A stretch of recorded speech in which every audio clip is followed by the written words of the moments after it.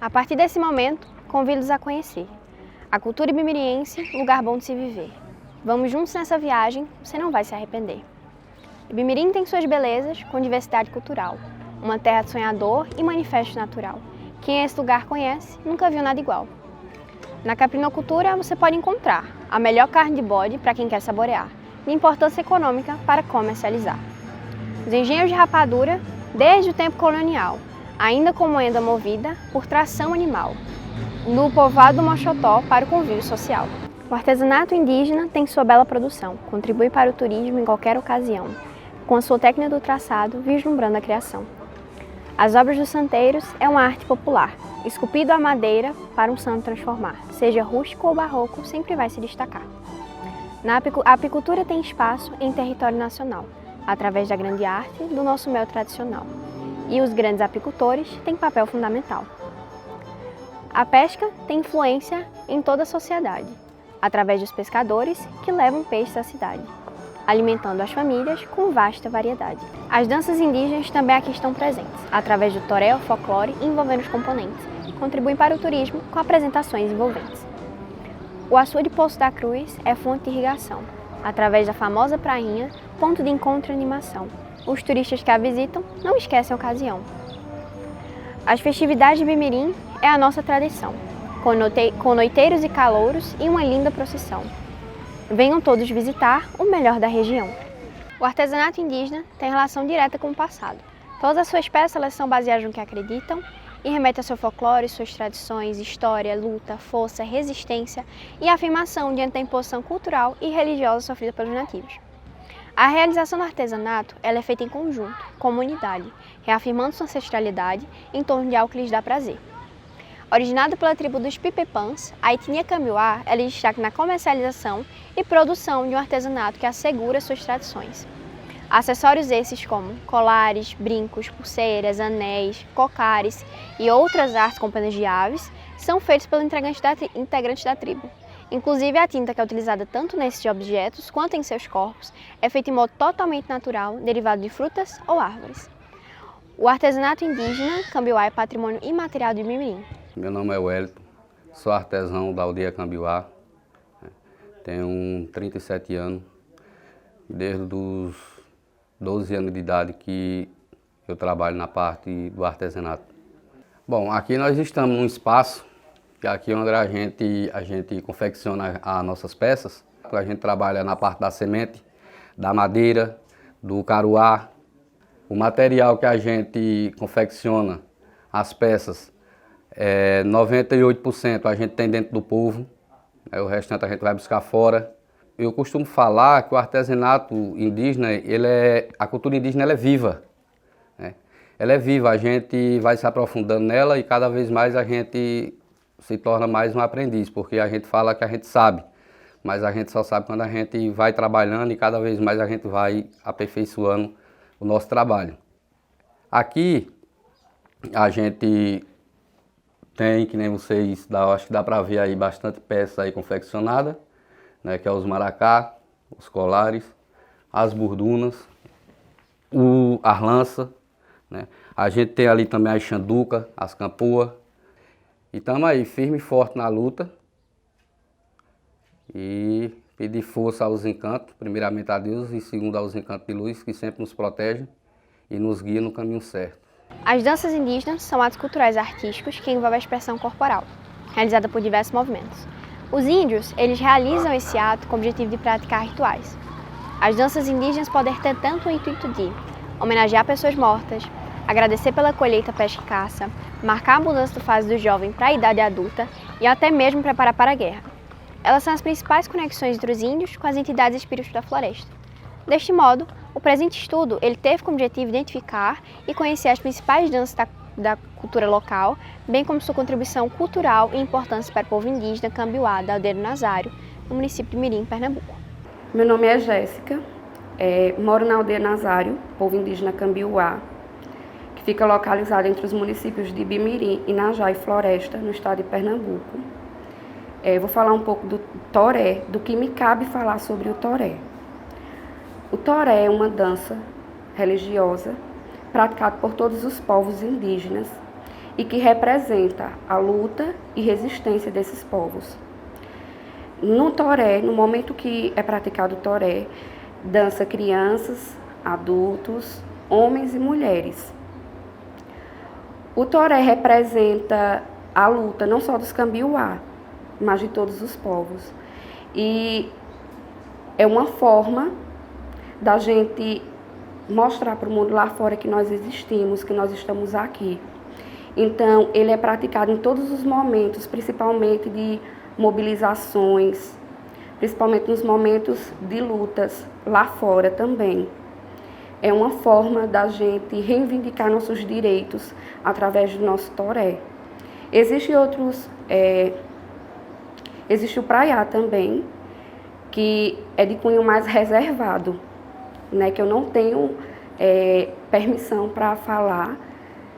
E existe a questão da espiritualidade, que essa quem fala e trata sobre é o pajé, né? Mas o toré, ele representa muito na cultura de todos os povos indígenas, não só dos Cambiuá. É uma questão de luta, força e resistência. No momento que nós vamos praticar o toré, nós utilizamos nossos adornos, que são aió, saiota, maracá, cocá e a xanduca ou cachimbo, que são também a nossa arma, né, de luta. São as nossas vestimentas.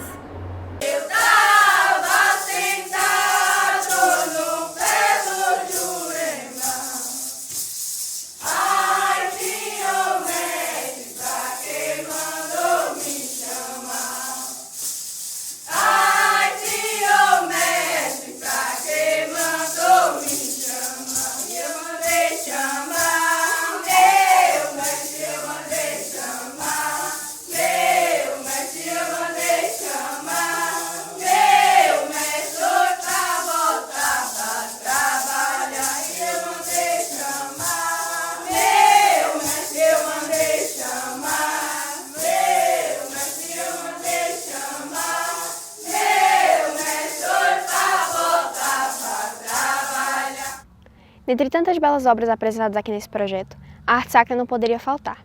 Aqui, viemos prestigiar e pesquisar uma dentre tantas belas artes que o nosso povo produz. A arte sacra está sendo bem representada pelos mestres Manuel e China Santeiros, ambos com talentos únicos e marcantes. Também nos encantamos pela beleza da machetaria e as biojoias feitas a partir de chifre bovino, fabricado pelas mãos de vários jovens da Associação CEASAP. E é com muito orgulho, carinho e zelo que apresentamos a vocês nosso produto final.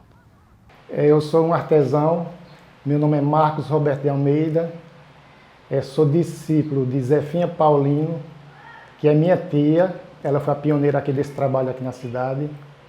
Eu comecei mais ou menos com uns 11 anos trabalhando com ela, em seguida ela veio a falecer, e aí ficou os seguidores. Passei um tempo trabalhando com o Nivaldo Santeiro também, que já faleceu, depois fui passar um tempo em São Paulo, trabalhando com meu tio, que é irmão dela também, na área de artesanato. E então, depois eu retornei para cá, já estava uns 21 anos mais ou menos, e comecei a trabalhar para mim mesmo, puxando mais para o estilo barroco, que até então os que trabalham até hoje é mais no estilo primitivo. Mas a minha curiosidade era maior, aí eu fui puxando para o estilo barroco. E de trabalho, acho que eu tenho em média uns 30 anos já de trabalho, porque desde criança que eu trabalho. O meu trabalho, eu trabalho com madeira, a madeira é chamada umburana de cambão. É um processo bem lento para confeccionar a imagem. A gente tem a tora do mato, a gente compra o pessoal da fazenda, né, que tem as madeiras, e em seguida a gente vai para a rua, e quando a gente não sabe fazer a imagem, nunca fez a imagem, aí o cliente manda uma foto para a gente imprime no computador o tamanho desejado, e aí vai esculpindo olhando por aquela foto. E aí vai saindo a obra de arte que vai dar vida à madeira, né? O meu trabalho eu vendo mais para padres, pessoas assim mais da arte religiosa. Meu trabalho eles conhecem devido à internet mesmo, o Facebook, o Instagram. E aí entra em contato e eu faço a imagem e mando pelos correios ou então transportadora. Eu aprendi essa profissão, tá com 35 anos que eu dei o início. Aprendi com Enoque, que é meu cunhado, Enoque Santeiro também, e ele é discípulo de Zefinha Paulino. Né? Eu aprendi já com Enoque, foi meu professor. E aí, tá com esse tempo todo que eu estou trabalhando esses 35 anos na arte e estou dando continuação, né? Sou professor também de aula prática, né? Eu dou oficina nas outras cidades também, aqui em Bimirim com os jovens. E a continuação é cada vez mais, né, tocar o barco para frente e ensinar as pessoas, os jovens que querem aprender. Olha, desses 30 anos que eu trabalho na arte, teve duas histórias muito legais na minha vida, no meu trabalho, que foi duas imagens que foram feitas, que foi para o Vaticano, né, a mão dos papas. A primeira imagem foi a imagem Santa Paulina, que foi para João Paulo II, o Papa João Paulo II, levada pelo presidente Fernando Henrique Cardoso, na época, era presidente da República, e ele levou e deu de presente o Papa João Paulo II. E teve a segunda imagem que eu fiz, que foi uma imagem de São Bento, de 50 centímetros, que foi já para o Papa Bento XVI, mando pelo governador Eduardo Campos e Renata, a esposa dele. Essa história dessas duas imagens ficou marcada na minha vida, assim, na minha profissão, né, que eu aprendi esses 35 anos, porque foi uma coisa muito importante da minha vida, que surgiu assim, dentro do meu trabalho, que eu não esperava.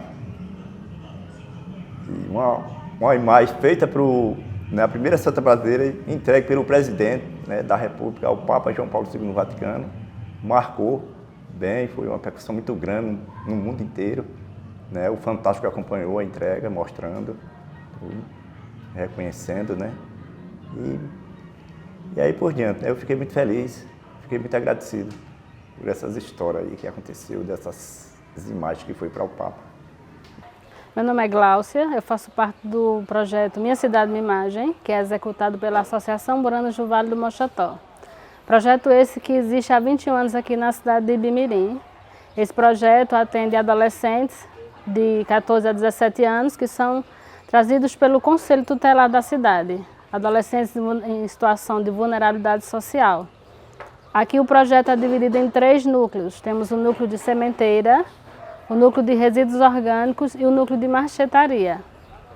O núcleo de marchetaria realizamos a produção com artesanato, com reaproveitamento de madeira. Essa madeira ela vem dos refugos dos santeiros, onde realizamos a produção de porta-retratos, porta-lápis, caixa, descanso de prato, de copo. Todo esse processo é feito com reaproveitamento. Todo o refúgio, ao invés de ir para o lixo, ele é trazido para cá para o espaço e transformamos em arte.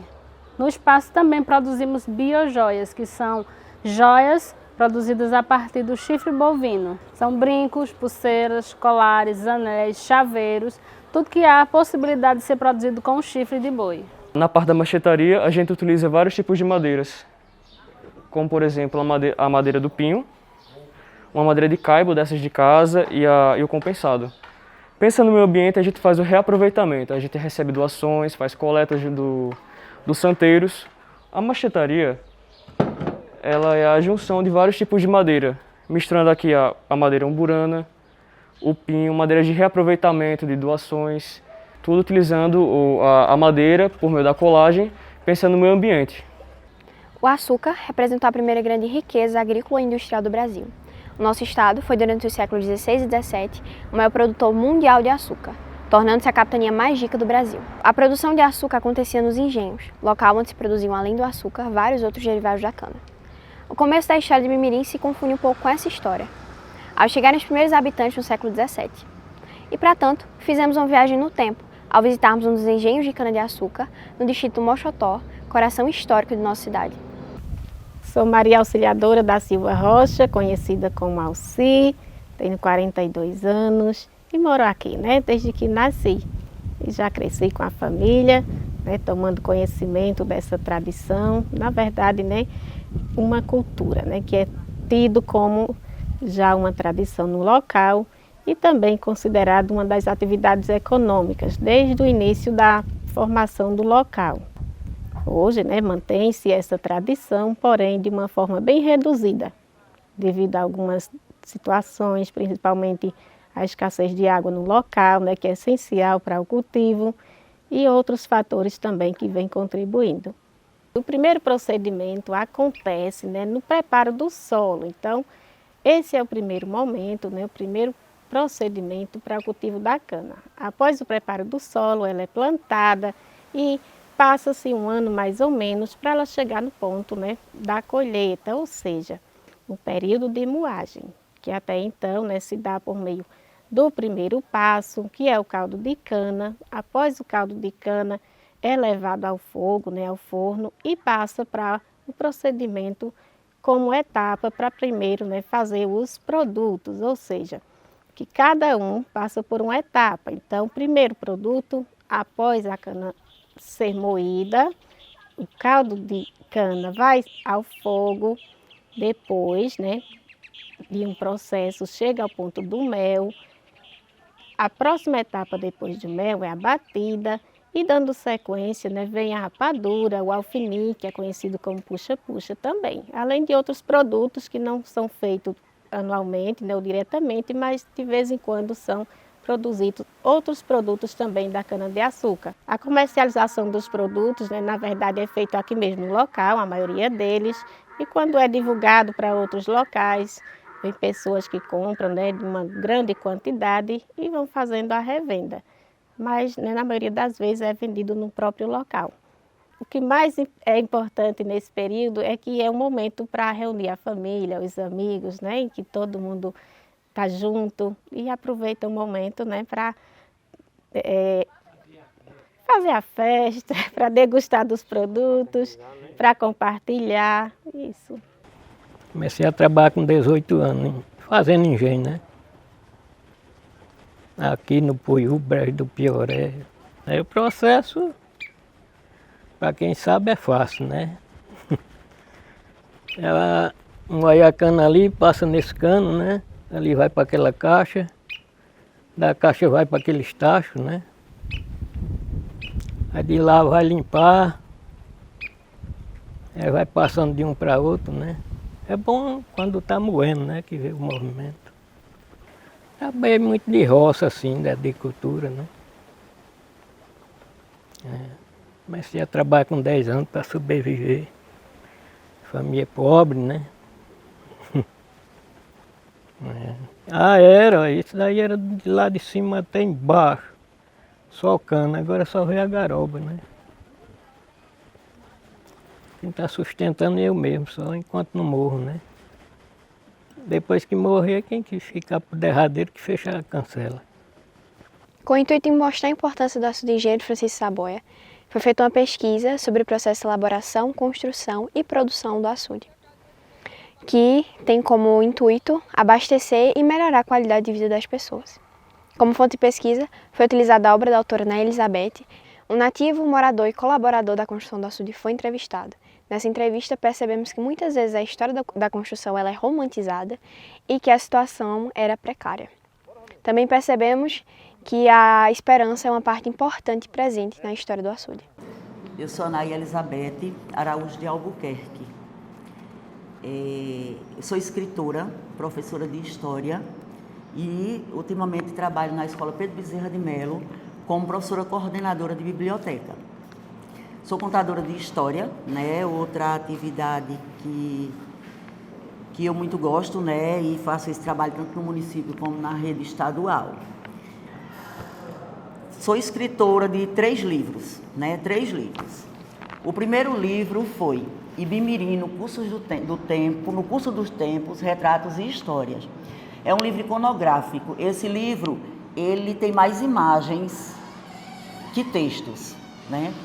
Tem aproximadamente 780 imagens que contam a história de Ibimirim, separado por religiosidade, educação, política e outras situações de dentro de uma comunidade, tudo através de imagens, né, dos munícipes. O meu segundo livro, eu passei 7 anos para escrevê-lo, 7 anos. Poço da Cruz, Reminiscências de uma Bela Época. É uma história que já começa pela capa. A capa desse livro é uma fotografia de 1960, né, quando a barragem encheu e houve a primeira procissão dos pescadores. Essa primeira procissão dos pescadores já aconteceu na barragem, né, cheia, a barragem que começou a dar vida ao nosso município, né. É um livro que mistura história oficial com história contada e história vivida. História vivida por mim, que me criei naquela localidade. Histórias oficiais, como eu relato muito aqui, e estudei bastante para fazer, né, que está em Cronologias Pernambucanas, que é livro de Nelson Barbalho, né, uma pesquisa muito longa, por sinal, e histórias contadas por moradores, que ouviram contar e que viveram também nessa comunidade. É um livro lindo, que levou 7 anos para ser feito, mas ele é uma beleza. Eu acho ele uma maravilha, não estou falando porque é um livro que eu escrevi, mas ele é um livro que conta a história de um município, de uma localidade do município, de uma forma romantizada. É aquela história linda de se ler, que você vai lendo e vai tendo vontade de ler muito mais. O que me motivou a escrever o primeiro livro foi justamente esse carinho e esse amor que eu tenho por o meu lugar, Poço da Cruz. Quando eu percebi que Poço da Cruz estava perdendo identidade, eu resolvi fazer esse livro para que essa história que eu vivi lá e que muitas outras pessoas viveram não morressem. Porque eu acredito que a gente precisa resgatar tudo que é importante e que é válido para a gente. E como Poço da Cruz, para mim, nesse município, é um lugar de suma importância, eu não queria deixar o meu reduto morrer, né? E então eu quero imortalizar o meu lugar, porque o meu lugar representa a minha identidade e a minha vida. Eu tive muita dificuldade de concluir esse livro, principalmente por quê? Porque as pessoas que tinham histórias para contar, histórias importantes que iam dar mais qualidade, né, a esse livro, as pessoas já estavam numa idade avançada. Eu tinha pessoas que não sabiam mais contar a história. A gente se remetia a um período passado, elas não sabiam mais o que tinha acontecido. Então, pessoas que já tinham seus 70 e poucos anos, 80 e poucos anos, que acabavam confundindo, né, as perguntas, confundindo toda a história. E então, aí eu me aprofundei muito, porque eu fui em busca no Brasil todo de documentários, de situações que me mostrassem uma realidade que pudesse oficializar aquelas histórias contadas, né? Porque a história contada, elas são importantes, são lindas, são maravilhosas, mas tem história oficial que a gente não pode simplesmente negar, não é isso? Então eu andei muito, fui buscar muita coisa, tive contato com pessoas do Brasil todo para poder concluir esse livro. As primeiras 100 pessoas que compraram o livro receberam um CD, né, um DVDzinho com uma filmagem da inauguração desse açude. Eu passei 5 anos para conseguir essa filmagem e eu consegui. Hoje ela está nas redes sociais. E eu consegui provar que a história que havia por trás de toda aquela contação, né, que Getúlio Vargas veio, que Getúlio Vargas inaugurou o açude de Poço da Cruz e tal, não existiu.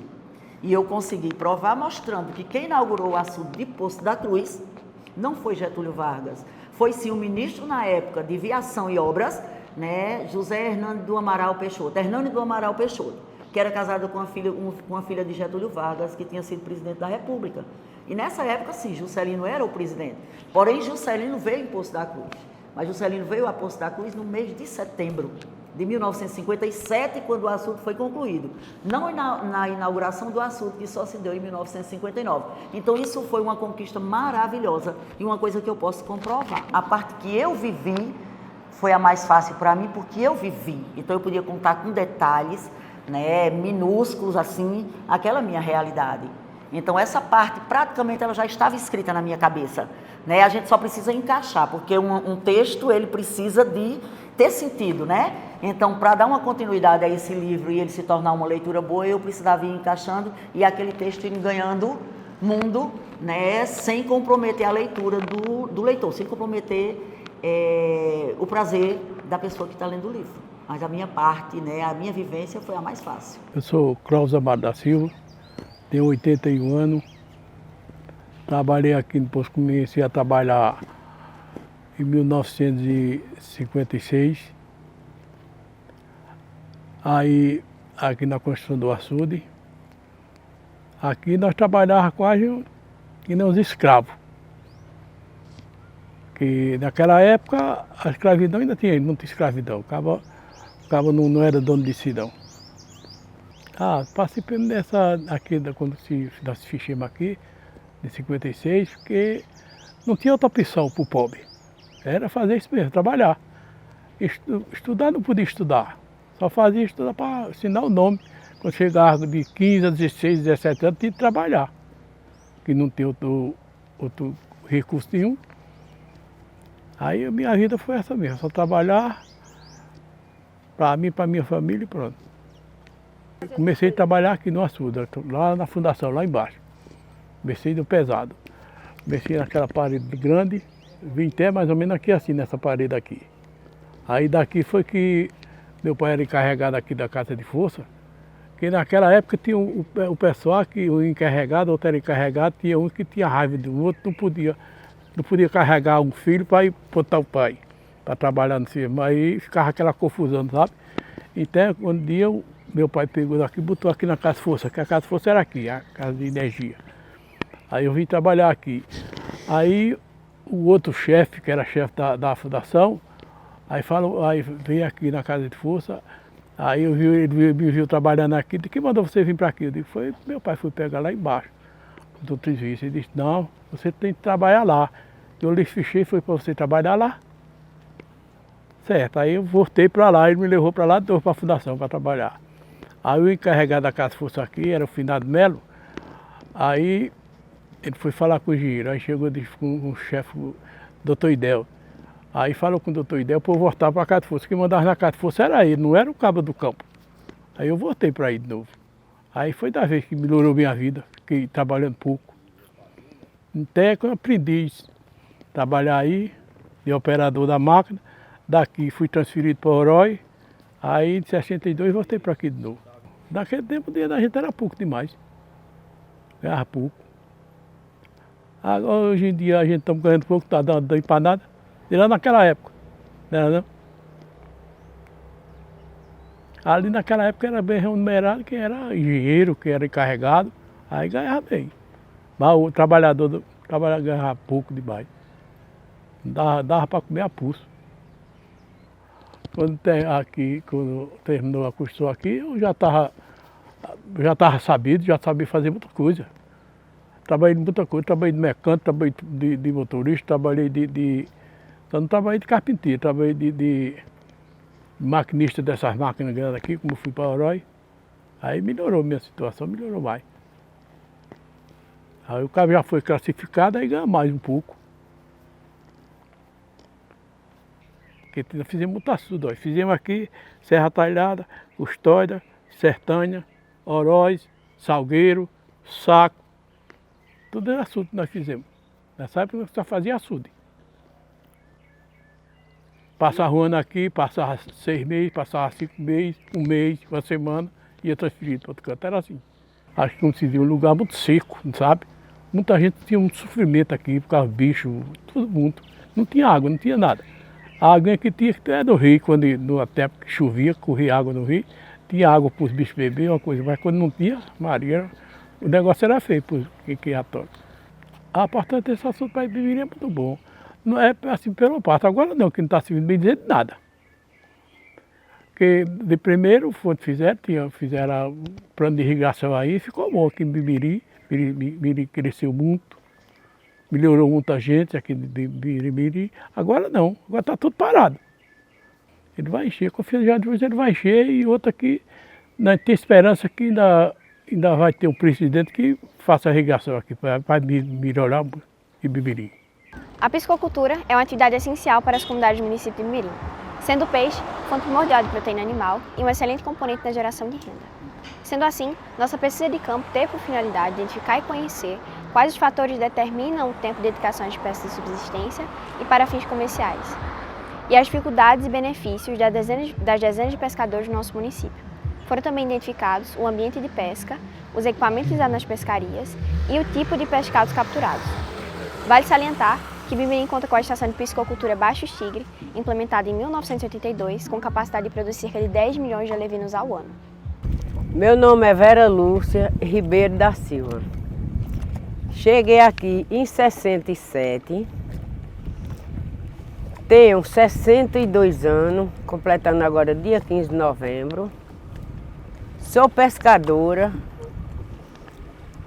e me orgulho do que eu faço. Olha, sou pescadora, trabalho aqui há 45 anos, vendo peixe na cidade, vendo para outros lugares. Olha, eu aprendi a pescar colocando o bolo numa garrafa de vidro para pegar o camarão. Depois que a gente pegava o camarão, colocava no anzol. Você pegava a piaba, você pegava a sardinha, você pegava a curvina, a tilápia. Eram os peixes que a gente pegava no anzol. A experiência que eu aprendi na pesca foi passar o conhecimento para meus filhos, para as filhas, para neto, que hoje somos tudo pescadores. O retorno da pesca, tem semana que é lucrativo, dá para você se alimentar bem, tem semana que é mais fraco, mas a gente sobreviveu, eu e meus filhos, da pesca. Hoje nós podemos dizer que somos pescadores e sobrevivemos disso tudo, da pesca.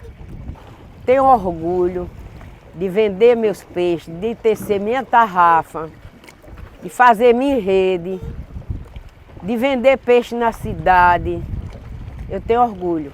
Me sinto feliz, realizada disso, do meu trabalho. É o meu trabalho que eu curto, é ser pescadora. Meu nome é José Ferreira, mais conhecido como Negão do Peixe. Eu nasci aqui na cidade de Poço da Cruz, município de Bimirim. E pesco aqui desde quando eu de meus 10 anos de idade, que eu comecei a pescar aqui nesse açude. E me adaptei, né? Porque eu vi meus pais, eu via meus sobrinhos, meus tios, via minha família todinha nessa área de pesca. Então foi o foco que eu mais admirava. Por quê? Porque a gente tinha uma coisa linda dessa. Um Francisco Savoia desse aqui, ó. O Urenox fez para nós e Jesus encheu. Aí botou o quê? Ó? Peixe pra gente, que a gente tem a vontade, o que a gente tem muito aqui é peixe. Então foi a minha atividade, o foco mais forte que eu tive, que achei bom na vida, foi o açude de Poço da Cruz. E hoje sou pescador aqui com orgulho de ser pescador. E vou repassar para minhas crianças, para meus netos, para toda a minha família. Eu aprendi a pescar com meus pais. Eles sempre me incentivavam, trazia para eles juntando o peixinho deles, eles pescando de anzol e eu juntando aquele peixinho deles. E aí eu fui me adaptando e fui gostando desse serviço de pesca. E hoje me adaptei, graças a Deus. Hoje estou decente, ensinando para meus filhos, agora já veio neto. E vou repassar para eles, estou miudinho hoje, mas assim que começarem já trago eles para o açude. E vou repassar para eles também, porque é uma das áreas que eu mais foquei e adoro essa área de pesca. Retorno lucrativo. Somente a saúde que tu tem dentro desse açude é uma coisa muito grande, uma riqueza muito grande. E sem contar da feira que ele te dá, do sustento de tua família que ele te dá, porque tudo que a gente tem, que eu adquiri, foi aqui dentro desse açude. Nós temos vários tipos de peixe aqui. Nós começamos por quê? Pelo nosso camarão, porque o camarão ele é peixe, sobrevive dentro da água ele é peixe. Depois a gente vem a piaba, depois a gente temos sardinha, depois a gente vem o quê? Uma curamatã boa, que a gente tem curamatã boa aqui, gorda, decente. Depois vem o tilápia, que o tilápia também a gente é o peixe mais que a gente tem aqui nesse açude, se chama tilápia. Por quê? Porque é um peixe de comércio no Brasil inteiro. Onde você chega numa feira que você não vê tilápia, aquela feira não é de peixe. Pode ter certeza que não é. Então é uma das espécies de peixe que nós mais temos aqui nesse açude, se chama a tilápia. Então nós temos vários tipos de peixe nós temos aqui. Tambaqui, nós temos carpa, nós temos curvina. Nós temos muito tipo de peixe. Graças a Deus dá pra gente, pro sustento da gente sobreviver sossegado. Tem muito mesmo. O período da piracema da gente aqui, ela começa 1º de novembro ao 1º de março, a gente. Porque são 4 meses que a gente tem de piracema aqui. Nós temos novembro, dezembro, janeiro e fevereiro. Então dia 1º de março a gente abre. Então esse período desses 4 meses que nós passamos parado, nós temos uma associação decente aqui que o governo paga pra gente. Nós temos direito a 4 salários para nós passar esses 4 meses em parada. Agora mesmo a gente está sem atividade. A gente veio fazer aqui com vocês, passar esse tempo com vocês aqui por conta disso. Mas nós não podemos pescar. Por quê? Porque a gente está no tempo de piracema. Então nós não tem como pescar esse período. A gente tem que parar, porque aí para frente vai ser lucro pra gente. porque nós vamos passar 4 meses no açude descansando. Então quando a gente volta às nossas atividades, aí Jesus dá aquela glória decente que enche essa canoa ligeiro. A raça Moxotó é originária do estado de Pernambuco. E dentre as raças nativas do Nordeste, a Moxotó é que melhor representa o município de Mirim, por ter pelagem mais uniforme e na cor branca com dorso preto. Sem contar que a maior parte do rebanho nordestino é composto por esse animal originário do nosso Vale do Moxotó. Sua maior aptidão é a carne, muito saborosa e saudável, apesar do porte não muito grande, já que apresenta boa musculatura geral. A produção de leite é baixa, cerca de meio litro por dia, durando apenas 4 meses, o suficiente para criar seus cabritos. É uma raça altamente adaptada ao clima árido, que vem garantindo durante gerações o sustento de muitas famílias. Eu sou o Nequinho, daqui do Simão, e tenho umas histórias a contar do passado, do conhecimento que eu tenho, passar para esses jovens que estão aqui presentes. Então, eu estou aqui há muito tempo. Já vai fazer 36 anos que eu sou dono desse patrimônio. Mas esse patrimônio já passou outros aqui. Esses que passou foi meu avô, deixou a história, que construiu, foi o primeiro fundador. Depois ficou o genro, ele passou para o genro. E do genro passou para o filho. Aí o filho passou para mim, que eu comprei esse patrimônio. Aí esse patrimônio, ele não era, que nem está se apresentando hoje, um patrimônio até agradável, que chega ao conhecimento de todos que andam aqui, porque eu restaurei, eu cresci, eu evoluí. E hoje está aqui. Agora o meu avô, ele sempre conservava essa raça que está aqui, que é a raça pé duro, o bode, a criação Moxotó. Mas não era só ele que representava e que mantia, os outros também. Vale a pena criar a Moxotó porque ela é uma criação resistente, porque ela tem uma procedência antiga. Por que ela tem essa procedência? E aqui era um deserto. O deserto só tinha mais animal selvagem. O que eram os animais selvagens? Era o veado, o caititu, que manejava junto com os animais, com a criação, que era doméstica, né, que é a pé duro. Aí ela se tornou pé duro e resistente porque o bode, ele transava com o veado, porque o veado, ele parecia com a criação Moxotó, né? Por ter aparência, o bode Moxotó encruzava com o veado. E o veado é resistente, porque ele é um animal selvagem, ele vive a vida dele, ele não usa água, ele não toma água. Ele vive por conta própria da natureza, né? Quer dizer que isso aí deu a força, a resistência desses animais. Que aí é por isso que chamam a Moxotó. A outra raça é fraca por causa que o Nordeste é seco.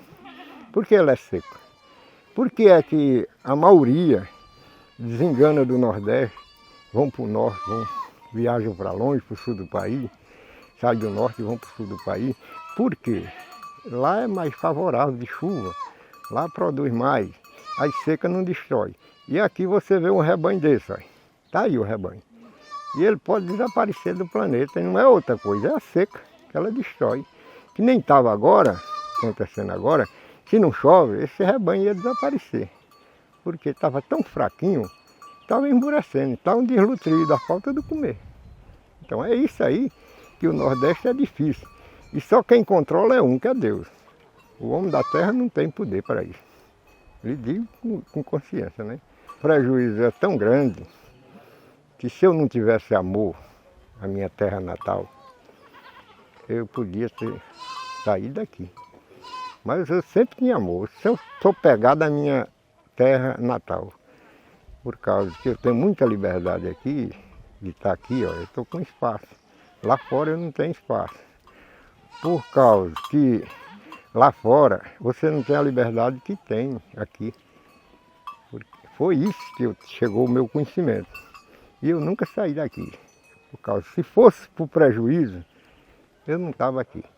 Porque às vezes eu beneficiei, que é marcar os cabritos com minha marca, aí 300, 400, 500, que nem eu beneficiei agora, uns 600 ou 700, e eu vi ele desaparecer mais de 300, morrendo à míngua, com fome. E se Deus não tem dó e compaixão, ele ia desaparecer todinha, que ela estava esmurecida. eu cuidava dos animais de meu pai, de meus irmãos e o meu mesmo, né? Já era essa raça, né? Isso já deve estar, eu estou hoje completando 69 anos, eu creio que já tenho a média de 60 anos, né? Que a pessoa com 9 anos já faz alguma atividade, eu já fazia junto com meu pai. Então eu aprendi esse manejo com ele, manejar com os animais e foi uma sabedoria que ele passou para mim. Foi cuidar dos animais e manter essa raça, né? Aí está aí o resultado. Bem, ela é boa de produção, que ela pare 2 crias por ano, né? O ano é 12 meses, né?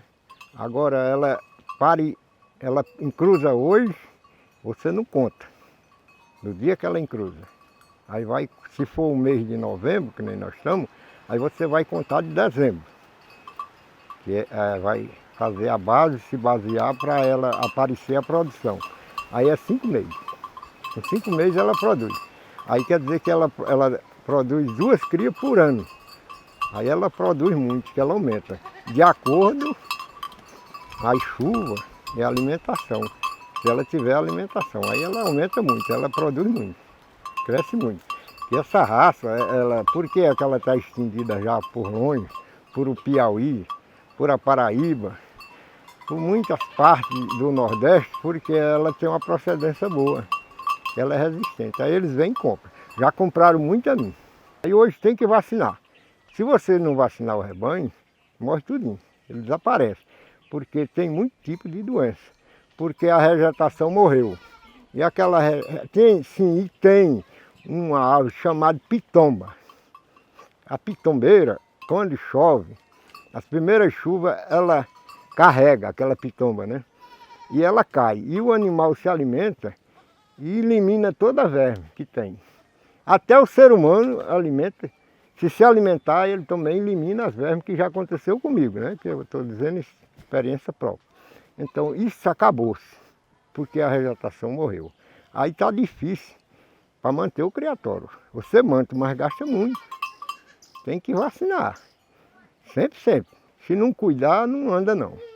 E nem prospera. Vocês são jovens, uma nova geração, querem tomar o conhecimento, tá aí a história. Esse manejo, e cada dia vai ficar mais difícil. Por quê? O ser humano é quem destrói. Nós mesmos. Destrói a natureza. E a natureza faz falta. Para nós e os animais, né? Porque a natureza, ela brota. Quando chove, ela brota. Ela respira igual a nós. Ela solta aquele oxigênio e beneficia todo o vivente da terra. E espero que vocês tenham amor, trabalhem, construam a vida de vocês com amor. E só constrói, só chega lá se tiver amor que você faz, mesmo você estudando. Se você não tiver amor que você vai fazer, nada anda. Só anda e só prospera se você tiver amor. A você e o próximo. Por quê? Não trabalhe só para você. Porque você vai passar aqui e vai ficar só a história. Festa de Santo Antônio é uma festa tradicional religiosa de Bimirim, conhecida popularmente como Festa de Junho. Realiza-se há mais de 7 décadas em louvor ao padroeiro da cidade, Santo Antônio. A festa conta com missas, novenas, procissões, parques de diversões, apresentações culturais, shows de artistas culturais e locais e vendas de artesanato. É um momento muito esperado, pois conta com a participação da população bimiriense e com turistas que ajudam a enriquecer e a brilhantar esse evento tão esperado pela população. Em Bimirim, há 83 anos, no mês de junho, no período de 1 a 13 de junho, se celebra o padroeiro Santo Antônio. É uma festa anterior até mesmo à criação da cidade. Antes mesmo de Bimirim se tornar município, se tornar emancipada, já se cultuava Santo Antônio. E é um período muito bonito de confraternização, de celebração da fé do povo destas terras do sertão do Moxotó, mas sobretudo de expressão do carinho das pessoas que aqui moram, dos filhos ausentes também, pelo querido Santo Antônio de Pádua. Um santo de Portugal que atravessando o oceano dessa devoção, chega ao Brasil através dos frades franciscanos e chega também a Ibimirim, essa devoção de Santo Antônio. 83 anos que o povo de Ibimirim celebra Santo Antônio. É uma festa também com seu aspecto cultural, porque está dentro do ciclo das festas juninas, do mês de junho.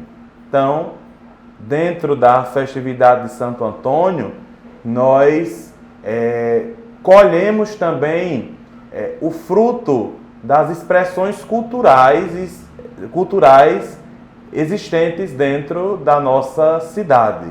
As quadrilhas, o forró, os momentos de confraternização, as comidas de milho, que tudo isso forma um grande cenário celebrativo e que ajuda as pessoas a viverem bem o mês de junho. Assim como o Natal é tão importante para a humanidade inteira no mês de dezembro, para o povo de Ibimirim, a festa de Santo Antônio é também o seu Natal. É também o seu momento de confraternização, de reencontro das pessoas que moram fora e que nesse período chegam até a cidade para rever os seus amigos, os seus parentes, para voltar às suas origens, mas sobretudo é uma celebração de fé, do testemunho desse homem que soube seguir bem a Jesus Cristo. Então, mês de junho, mês de Santo Antônio, é um mês também de cada um, de cada uma que forma, que nasceu, que vive nessas terras de Ibimirim. Meu nome é Maria Vandileide Soares Dávila. Eu sou a 6ª geração da família Soares Dávila, um dos fundadores da cidade e também da igreja de Santo Antônio. Não sei nem classificar qual geração seria, né? Mas eu sou uma da 6ª, como já falei, e a tradicional festa de Ibimirim, a festa de Santo Antônio, foi criada no ano de 38 por minha família e mais as famílias que naquela época residiam nesta cidade. Quando eles construíram a igreja, eles procuraram quem seria o padroeiro.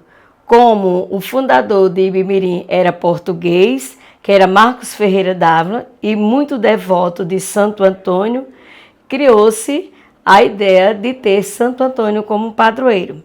Naquela época, tinha poucas famílias, então tinha uma família 2 ou 3 noites. Como nós éramos o descendente de Marcos Ferreira Dávila e a família conhecida como a família Doca, foi criada a noite da família Doca e fomos abrilhantados com a abertura dos festejos que naquela época se chamava a novena de Santo Antônio. Hoje se chama a tradicional festa. Então, para a gente, família, é um orgulho sermos a primeira noite da festa de Santo Antônio, no qual a gente faz a celebração com muito carinho, com muita devoção a esse santo que tem nos protegido, nos dado assim muitas glórias, né? E a gente fica muito honrado, eu como representante da família, hoje, né, sou uma caçulinha da família, mas nós ainda temos um dos mais velhos, que é Noé Doca, Tonha Doca, Cícero Doca, né? Os demais já faleceram e a gente carrega essa tradição com muito orgulho, como filhos, netos, bisnetos, tataranetos e até, como eu já disse, a 6ª geração, que sou eu, a representante. Meu nome é José Pereira de Souza, mas sou conhecido por Zé Caboclo, o sanfoneiro Zé Caboclo. Então, eu comecei aqui no Nazário, na primeira aprendizagem.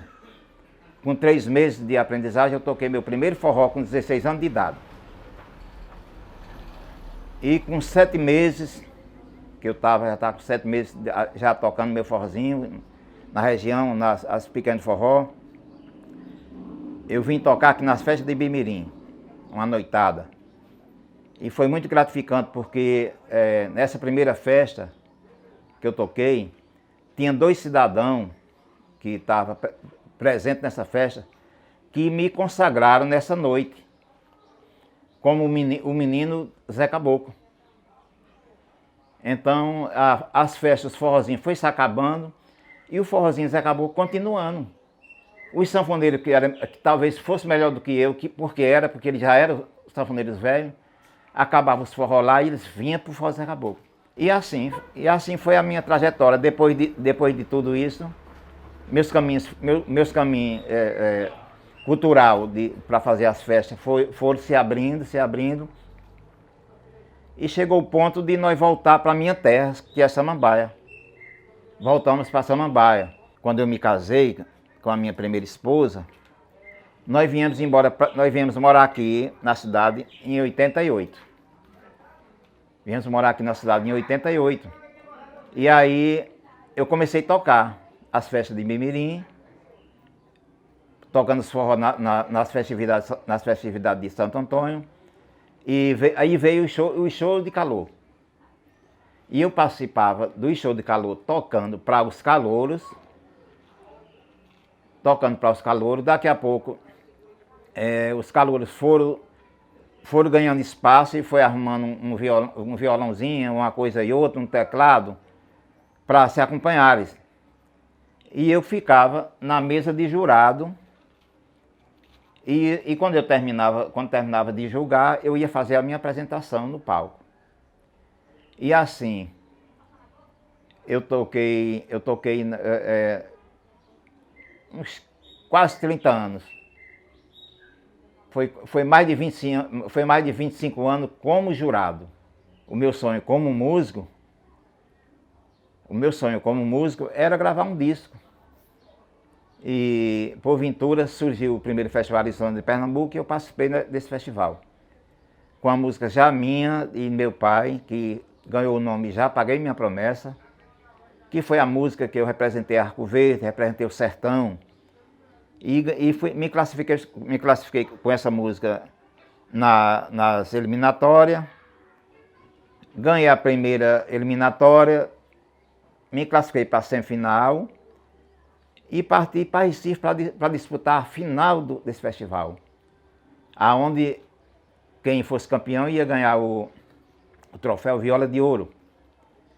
E esse troféu quem ganhou foi eu.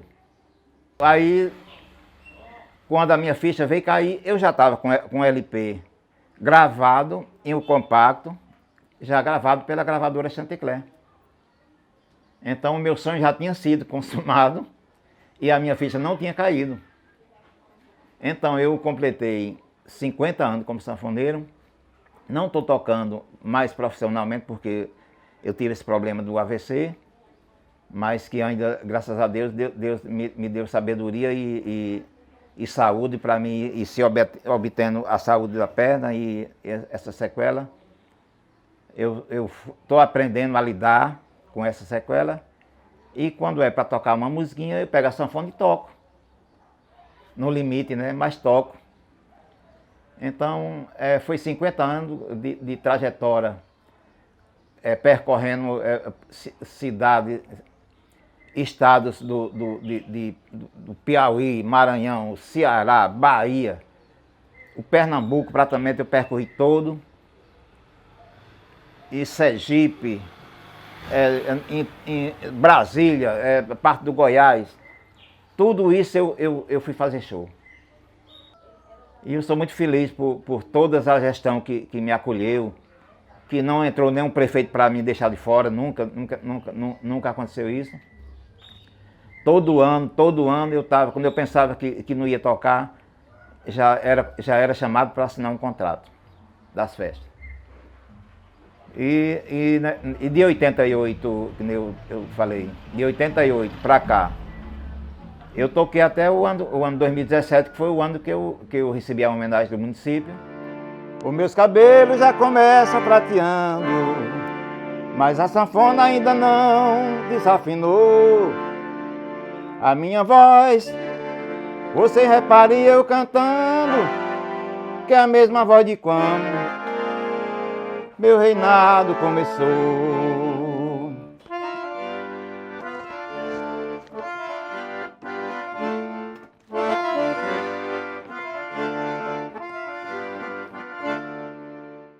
A apicultura é uma grande realidade da Agronegócio-Bimirim, colocando o nosso município como o segundo maior polo apícola do Pernambuco, e gerando emprego, renda e melhorando a qualidade de vida das nossas famílias. Em 2009, Ibimirim foi o 20º maior produtor de mel do Brasil. Tudo isso fruto de muito trabalho, esforço, rica vegetação, clima bom e pessoas que acreditaram nessa atividade como uma alternativa econômica muito viável. Além de termos uma flora apícola silvestre muito diversificada, ainda contamos com o reforço da florada sazonal do algaroba. Por isso que em 2003 Ibimirim recebeu o título de terra do mel e do artesanato. A apicultura de Ibimirim, ela nasce no ano de 1993, quando nós assistimos uma reportagem do Globo Rural a respeito de apicultura. E esse sonho nasceu através de um amigo chamado José Ferreira de Lima, também conhecido como Seu Ferreira da Universidade Rural, que é o pai do professor Ricardo. Então, a partir desse momento, nós começamos a fazer articulação junto à Universidade Federal Rural de Pernambuco para que nós pudéssemos trazer para Ibimirim um curso de apicultura de forma técnica, bem organizada. Foi aí que nós conhecemos professora Lourdes Queiroz e professora Carmosa Queiroz. E começamos aí uma história de sucesso aqui na nossa região. Gostaria de dizer que a apicultura de Ibimirim, a apicultura está para Ibimirim, assim como o leite está para a região ali do Agreste, de Garanhuns, de Venturosa. E aí passamos por dificuldades. Começamos com uma colmeia que nós encontramos jogada no lixo. E fomos lá resgatar eu, Ferreira e Tony, nós resgatamos ali no Poço da Cruz, lá na Casa dos Engenheiros. Capturamos essa primeira família, colocamos no apiário, começamos a imaginar que Ibimirim poderia ir mais longe, mais alto e ser mais forte.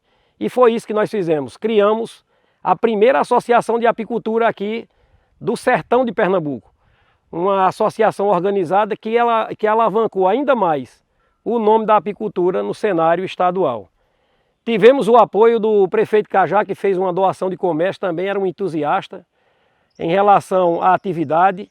Dr. Mário de Almeida Lima também tem um apoio fantástico à apicultura de Pernambuco, mas o divisor de água que nós tivemos aqui em Ibimirim foi quando a Adelma Inocêncio entrou e nos convidou para fazer parte de uma tiragem de cartões telefônicos, que naquela época era o cartão da Telemar, que era cartão de telefone, e nós saímos ali em mais de 150 mil tiragens desses cartões. Ibimirim tomou um rumo diferenciado, tomou um rumo diferente. Começou a ser conhecido em todo o Brasil.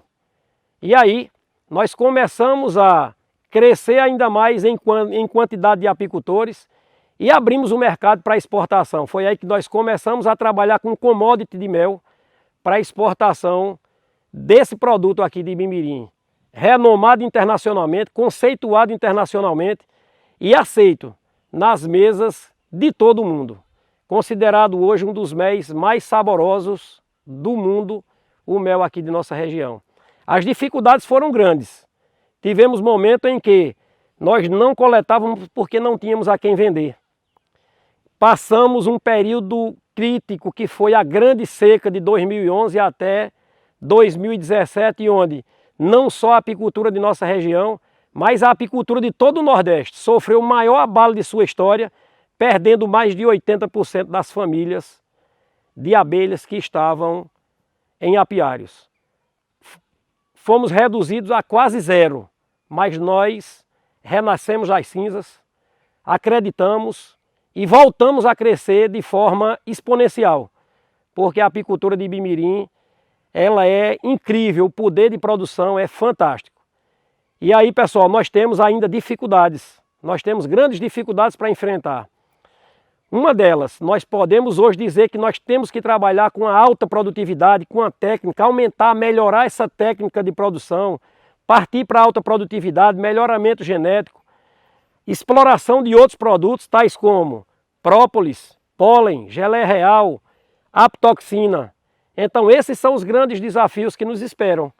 Mas o que move o homem é exatamente a vontade de vencer e de transpor os desafios. E é isso que nós iremos correr atrás. Bem, o principal objetivo desse estudo nosso é exatamente apresentar aos alunos e aos professores aqui uma colmeia, como funciona por dentro. Aqui nós estamos diante de uma sociedade perfeita, onde ninguém manda e todo mundo sabe o que fazer. E a nossa ideia em trazer e fazer a visita aqui em loco, é para que a gente observe o seguinte: aqui nós temos um quadro de cria, essa parte mais acima nós temos alimentação, cria operculada e cria aberta. E aqui nós temos as abelhas protegendo exatamente as crias.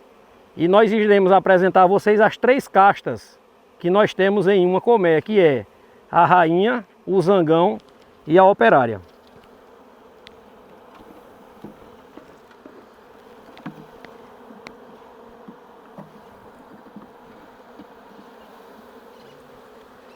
Um quadro novo que está sendo puxado agora, ó, mas também bem puxado, com reserva de alimento, bastante cria.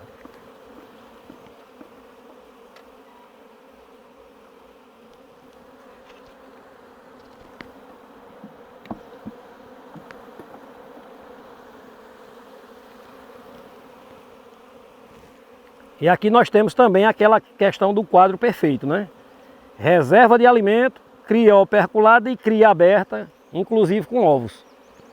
Você observar bem direitinho, aí nós temos ovos, bastante ovos, rainha nova, rainha bastante produtiva. Só lembrando que esse enxame é um enxame recém-trabalhado, que ele aqui já é oriundo de divisões, inserção de rainhas de uma genética melhor, de uma rainha F2 Noronha, produzida exatamente já aqui em Bimirim.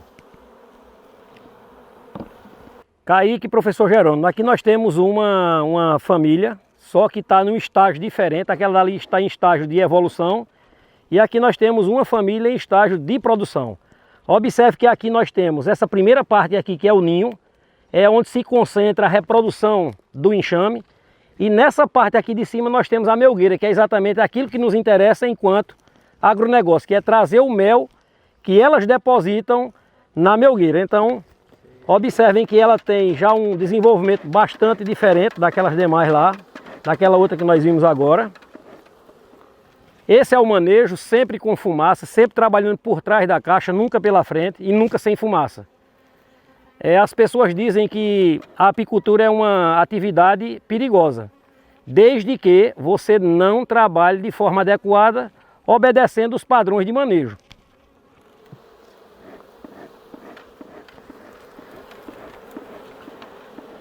Então aqui nós já observamos, ó, que aqui nós temos um quadro de melgueira, que já está sendo depositado bastante mel verde. Vou pegar um outro aqui. Então observe aqui que ela já está em fase de operculação, ó. Aqui é mel operculado e aqui nos demais aqui alvéolos nós temos mel verde, ou seja, é um mel que ainda vai ser desidratado pelas abelhas para que eles possam, a gente, como apicultor diz, amadurecer. Que a gente só pode coletar o mel quando ele está 100% maduro, ou seja, a umidade dele ser reduzida de acordo com os padrões alimentícios. Leva algum tempo para amadurecimento? Em torno de 15 dias, desde o início da colocação da melgueira até a coleta dela, leva em média de 15 dias. E aí nós vamos observar o seguinte, ó. Eu vou pedir para Jerônimo, quando eu tirar aqui, Jerônimo vai segurar essa melgueira. Jerônimo, segura essa melgueira aí.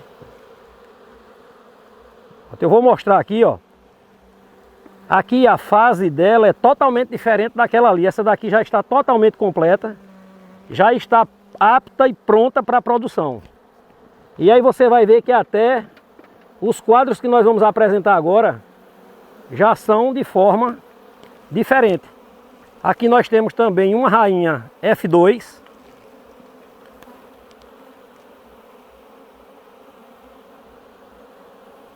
Kaique, pega aqui nos cantos.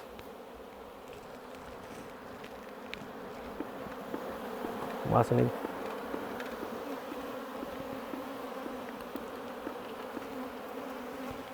Bem, aqui, Wenders, você já pode observar que nós temos um quadro com bastante reserva, bastante cria. Então, nós temos um enxame apto já para a produção. E para alta produtividade, né? Que é a nossa ideia. E aqui nós temos um quadro com bastante reserva. Então a ideia, pessoal, é exatamente essa, mostrar para vocês o quanto é perfeito e o quanto é importante para a nossa região a apicultura. Até para a conservação do meio ambiente principalmente, né? Porque quem é apicultor, por si só, já é um preservacionista, né? Já está pesadinho, ela já tem uma boa produção. Então aqui, Jerônimo já está observando, pode colocar aqui em cima, Jerônimo. Jerônimo já está observando que já tem bastante mel. Então uma melgueira dessa, quando ela está em ponto de coleta, nós conseguimos até 14 quilos aqui em nossa região. Kaique, Jerônimo, nós, enquanto apicultores, nós também temos não só que trabalhar com exportação em formato de commodity, nós também precisamos agregar valores. Então o que é que nós estamos aqui? O que é que nós temos aqui? Nós temos aqui já um combo de acrílico que é instalado diretamente na caixa, e esse combo aqui eu retiro e já vendo in natura, o favo in natura, para o comércio, para o consumidor final. Então observe que ele está totalmente dividido aqui, ó, por acrílicos. Então aqui nós temos um favo que vai ficar dentro de uma caixinha e vai ser entregue diretamente ao consumidor final.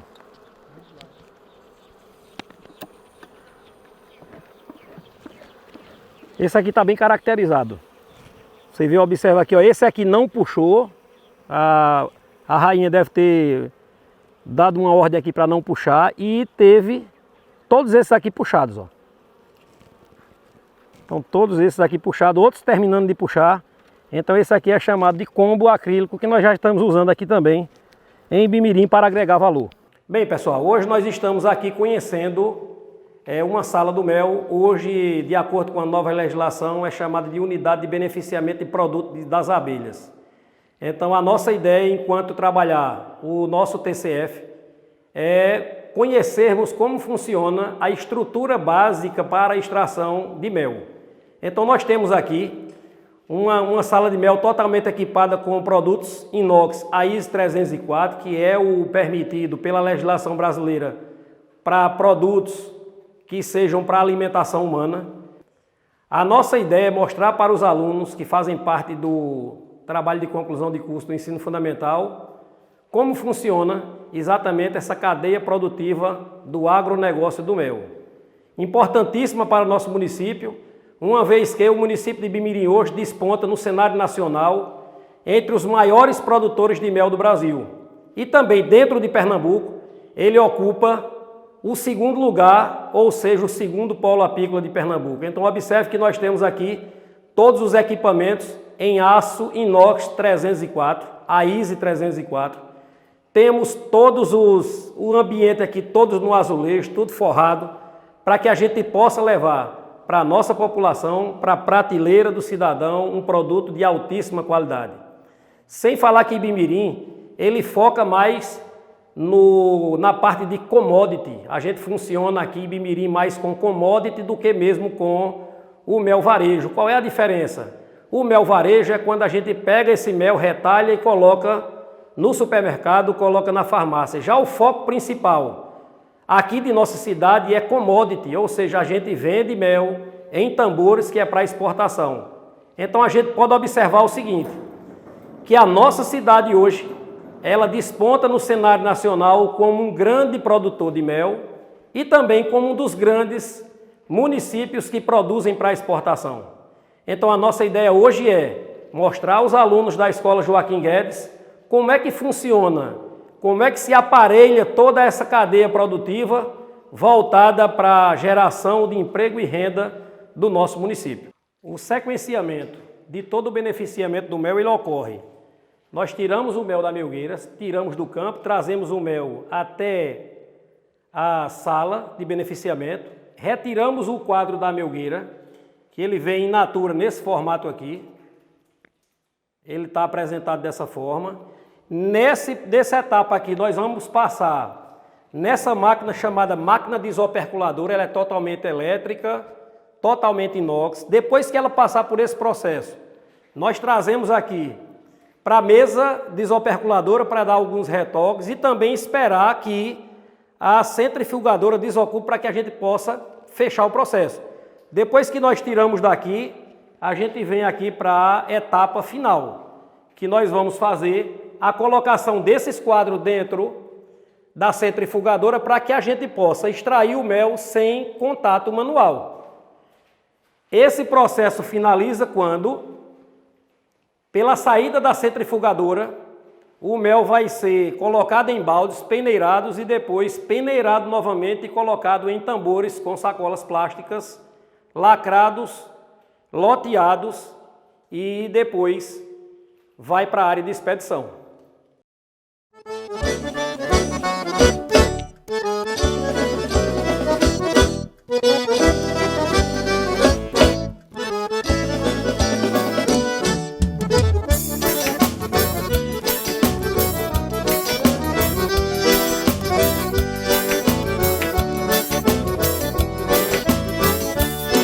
Neste vale nasceu a esperança e o sol brilhou no esplendor, saudando a fé, orgulho e a raça de um povo sem temor.